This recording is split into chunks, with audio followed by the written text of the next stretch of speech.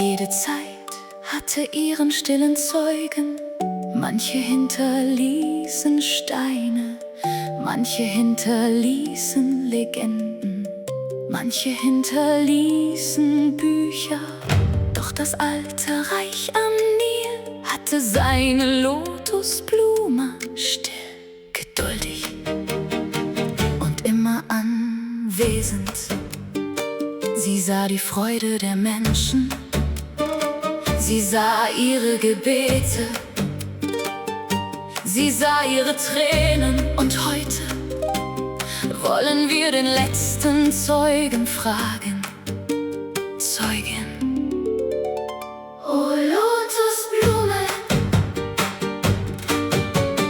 Zeugin, o Lotusblume, du warst schon Papier, als meine Hände noch Hoffnung trugen. Du kennst jede Zeile, jeden Brief, jede Nacht und jedes Wort, das niemals beantwortet wurde. Zeugin, o Lotusblume, du warst Papier, als niemand schrieb. Du trugst die Tränen meiner Hände und wusstest, dass ich nur aus Liebe schrieb. Zeugin, o Lotusblume, vergiss mich nicht. Wenn alle Stimmen schweigen, bleib du mein Gedicht.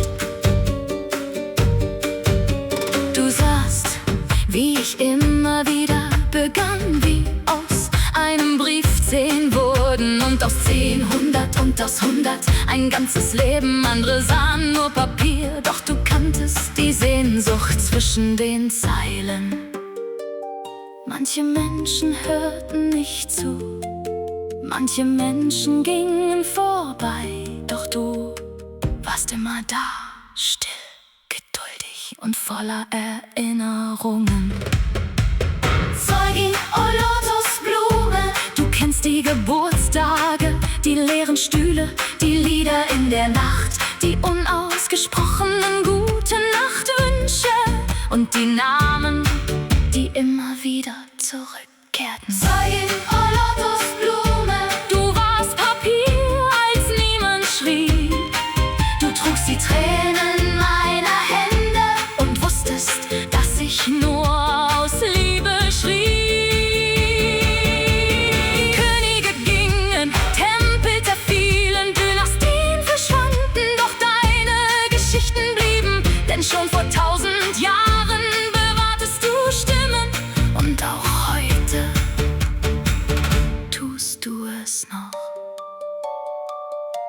Vielleicht vergessen Menschen, vielleicht irrt die Zeit, vielleicht verweht der Wind manche Erinnerungen.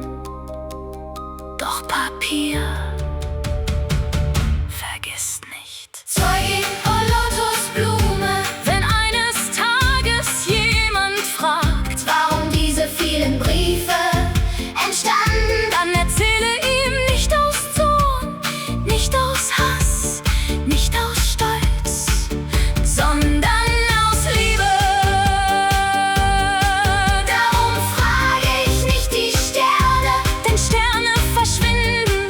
Ich frage nicht die Zeit, denn Zeit vergisst. Ich frage dich, Zeugin, o Lotusblume, denn du warst da vom ersten Brief bis zum letzten Wort.